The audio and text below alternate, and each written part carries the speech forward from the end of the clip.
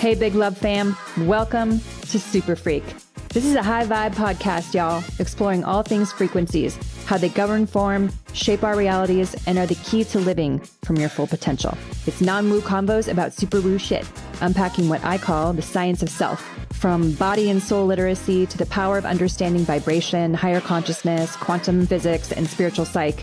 Let this podcast become a resource for you on your journey to self-mastery. If you're curious and ready to free your mind, unlock the body, and truly become limitless, then you're in the right place. I'm your host, Hallie. This is Super Freak, Awakening for the Next Gen. Let's go. Hey, everybody. Okay, so in this week's clip, I'm going to talk about how to hold your space, what that means, and actually feels like, looks like, etc., especially with family and especially on the eve of the holidays. Enjoy.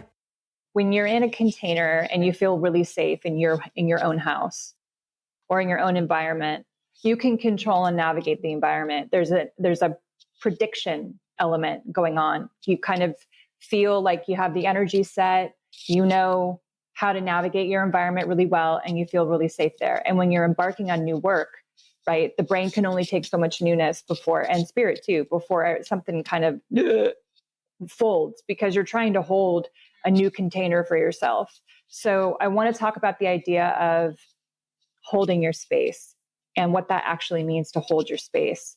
So if you imagine that you're encapsulated into a bubble and your arm's length around you all the way, right? Like there's a hula hoop, that's your grounding cord. We talk about that in the Awakening series and the meditations in the beginning when I want to get you guys further into the body space and into the 0 point. So imagine you're like encapsulated into a bubble and it's arm's length all the way around you. Holding your space literally means that nothing can get in, right? Nothing kind of can interfere with you. Tricky to do when we have children, when we have all these patterns that want to have buy-in. And so as you're deconditioning all of this stuff and working at frequency level to disengage these patterns and have it ripple through these family lines, if you're surrounded by a collective agreement that they don't want to change, that's going to affect you. So the mastery is like, how much can you hold your own knowing and hold your own space inside of a dynamic that wants to pull all the time from you? Even if people who have been in the work for a while go, like, it's always family that ends up being this thing where it's just tough to navigate. There's a few things that happen when we disrupt the predictability of our environment. We are forced to have ourselves in a different way. It's interesting because if you were around, let's say, who from your line, so if this is you and you're listening to this and you felt like you've hit a wall, go back and kind of audit your behavior before, your thought patterns before, and then where they started to go sideways in this period of time where you felt like, yeah, I was doing great. I visited my family, or I went on vacation, or I moved houses, or nothing really happened. I just kind of fell off. Notice what pattern you felt you were up against the most. So if you're getting constantly pulled by children or family or whatever, like we're going to go here and we're going to go there, and you have the fear and of people pleasing and not wanting to ruffle feathers and the judgment of others mixed with the abandonment of self, that's a perfect storm for you to go right into a family dynamic for an extended period of time to see how much you could hold your space. Coming back, you finally leave, right? And there's probably the nervous system probably exhales a bit because you're like, wait. So now you re-enter into your predictive environment. The brain is starting to readjust to all of this newness. And where are you now with the stuckness with these patterns? It was always anxiety with re-entering into family dynamics and then leaving and then having to reestablish my baseline, right? Restabilize in a way to this like kind of new container.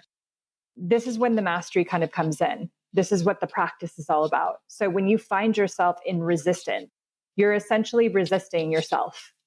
That's really what the resistance is. So if your pattern is to judge, right? Your fear of judgment, self-abandon, and then you run up against lack. If these are the patterns you're working on right now, contrary action, number one, where is that in the body space? Number two. And then number three, how can I love myself more?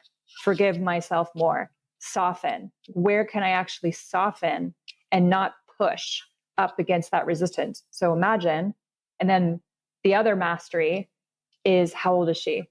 How old is that version of you that feels like she has to do more, people please, doesn't feel like she's enough? You kind of can identify that version of you at that age and then reparent her. I talk about this a lot on sessions, people who are listening. For those of you who have downloaded the pattern freebie, I talk a lot about the inventory and the audit process because it's literally like a life hack to really identify where your point of reference is coming from, what's your core patterning and based on causes and conditions, and then what are you really afraid of, right? Because that's what's holding on here, right? The ego is holding on to illusion, and that's really what fear is. Fear is just the ego holding on to illusion.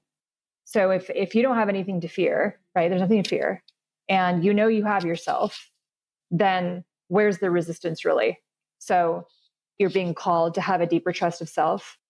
You're being called to allow, to soften, let go, and then track in the body space where those patterns are emerging.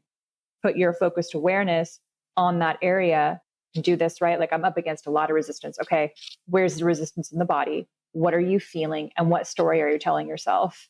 So these are questions you can ask at any time without having the pattern sheet in front of you. Just like, what's going on with me right now? What am I feeling? Where's the tension and the resistance in my body? And what story am I telling myself? What am I afraid to have? What am I afraid to get? And what am I afraid to lose? Usually it's one of those things. And then you could ask that other question that I just went through, is how old is that version of you that's afraid, feeling like she has to do it all on her own, right? Like you don't have any support in the matter. And it's in that state of hyper independence. Thanks so much for listening, you guys. Please make sure to leave a review and follow the fun on social media because that's how it works in this world. In the meantime, get your freak on. I'll see you in the next session.